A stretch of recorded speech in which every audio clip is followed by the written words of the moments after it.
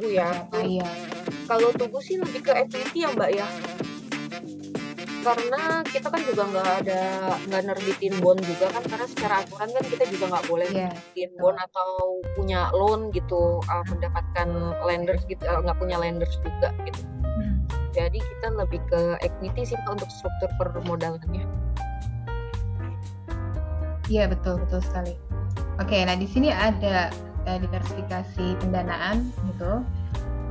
Kalau kita bicara untuk insurance berarti fokusnya di ekuitas ya. Yap. Nah di sini untuk equity itu antara equity dan debt capital market atau obligasi gitu ya. Ini kalau yang penerbitan ekuitas dan obligasi itu maksudnya di sini bisa untuk perusahaan publik dan juga perusahaan tertutup. Private company itu fokusnya di obligasi, kalau di public company itu bisa keduanya. Jadi bisa equity financing ataupun debt financing gitu ya. Nah, kalau juga untuk equity seperti yang kita tahu ini untuk bisa melalui proses IPO, lalu juga ada right issue ataupun private placement. Oke. Nah, di sini untuk struktur permodalan itu kita bisa lihat di sini poin-poin utamanya. Sebenarnya kalau untuk capital structure itu lebih ke fokusnya itu adalah di debt dan equity. Lalu juga ini biasanya memang untuk penggunaan ini ya, pembiayaan gitu, pembiayaan ekspansi. Lalu juga ada pertanyaan manakah yang menjadi bagian dari sumber pendanaan di tempat perusahaan. Tadi udah dijawab ya, kalau ini fokusnya di ekuitas gitu ya. Kita bisa lihat capital structure itu yang dimaksud dengan struktur permodalan, simpelnya nih seperti ini ya Mbak Sisi ya pemahamannya. Jadi di sini ada porsi aset, ada debt dan equity. Nah, mana yang memungkinkan untuk satu perusahaan gitu ya, yang bisa digunakan gini ya untuk pembiayaan aset seperti itu. Apakah porsinya lebih besar dari debt atau equity atau sebaliknya gitu ya, lebih besar ekuitas atau debt. Nah, kalau kita lihat di sini low leverage itu adalah posisinya sebagai contoh misalkan aset nilainya 1.000 gitu ya. Lalu sumber pendanaannya atau pembiayaannya itu di sini terlihat debt itu sebesar 200 dan ekuitas itu 800. Nah, di sampingnya itu ada high leverage itu sebaliknya debt-nya lebih besar gitu ya 800 dan juga ekuitasnya 200. Artinya di sini yang low leverage itu pembiayaan terbesarnya itu berarti ekuitas ya. Oke. Dan juga kalau yang high leverage itu berarti porsi debt-nya itu lebih besar. Gitu ya. Gitu ya. Oke. Berarti di sini posisinya Tugu low leverage ya. Nah, betul Mbak.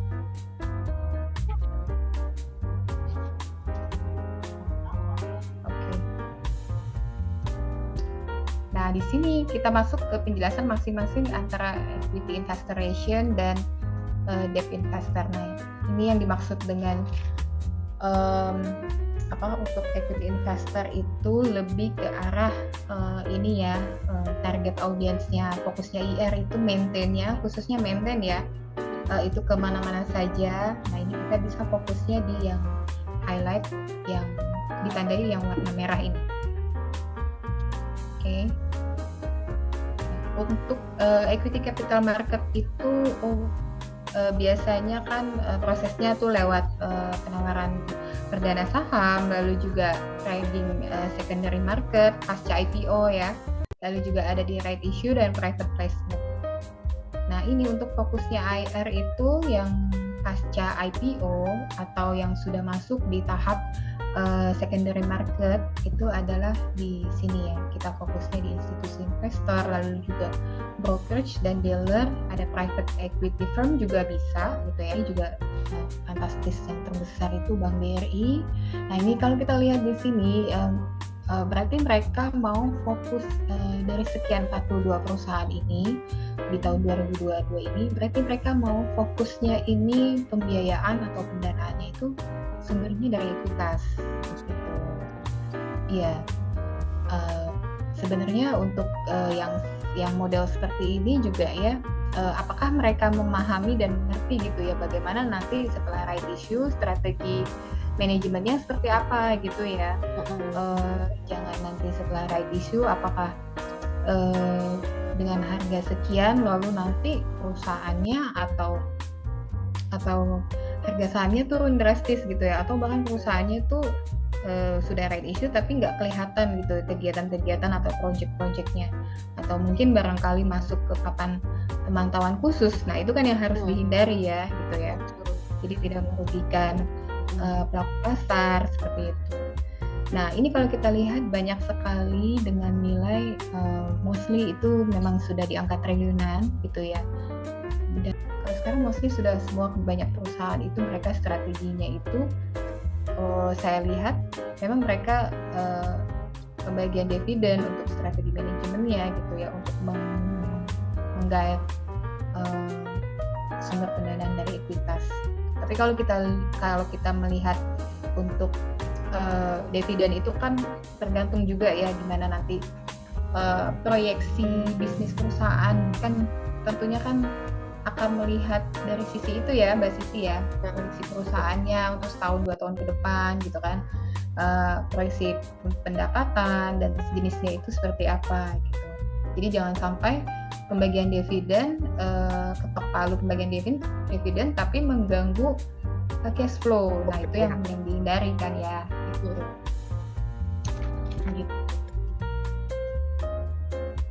Nah ini kita sudah masuk di debt investor relation. Pasti kesana sih. Oh iya itu. Berarti iya. Itu fokusnya di ini existing investor ya, untuk maintain ya. Maintain, paling maintain existing investor sih.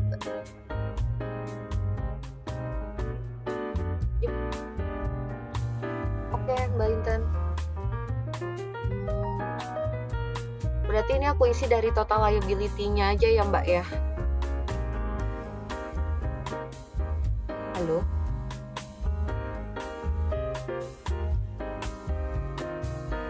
Oke, ya, halo. Ya. Mbak Intan, ini kan ada total debt atau liability. Ini aku masukin total liability ya Mbak Intan. Iya. Iya, betul. Bisa di-share dulu ininya, share screen file ininya. Nanti saya pandu di sini. Oke. Berarti ini aku share screen.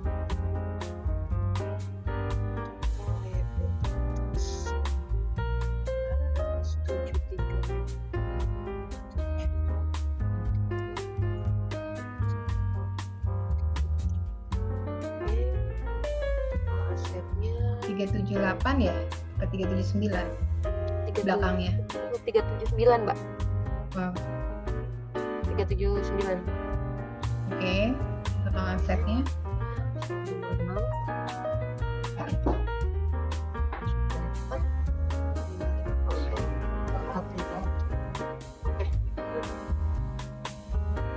Oke, nah itu di situ hasilnya 0,60. Ya, berarti nah tadi kan ada pertanyaan ya tentang dan dari awal kan kita udah bahas tentang porsi struktur permodalan perusahaan ya, yang mana yang paling besar di ekuitas, yang mana yang paling besar di obligasi atau di debt loan gitu ya. Nah ini kalau di sini kan kurang dari 0,5 artinya aset perusahaan dibiayai dari ekuitas ya atau modal sendiri. Nah kalau lebih dari 0,5 berarti dibiayai dari nah ini kan nah masalahnya mungkin definisi debt sama liability-nya beda ya Mbak ya.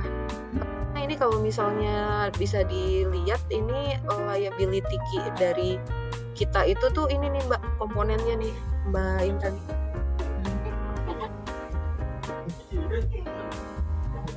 Tapi kalau untuk kayak aset gitu ada apa aja ya di tubuh itu pengembang? Aset ini nih Mbak, ada yang Kayak masuk dalam ini nih, Mbak, investment juga masuk sama apa, eee, hasil investment sama total investment, dalam bentuk properti, terus, ke entitas asosiasi yang permodalan kita ke anak usaha juga masuknya ke dalam investment nih, Mbak, terus piutang. Ini nih, Mbak, aset-aset kita. Oh iya, berarti ini asetnya itu banyaknya di properti ya. Properti itu contohnya kayak apa ya? Pemilikan Properti itu gedung kah kepemilikan atau gedung, Mbak. Jadi kita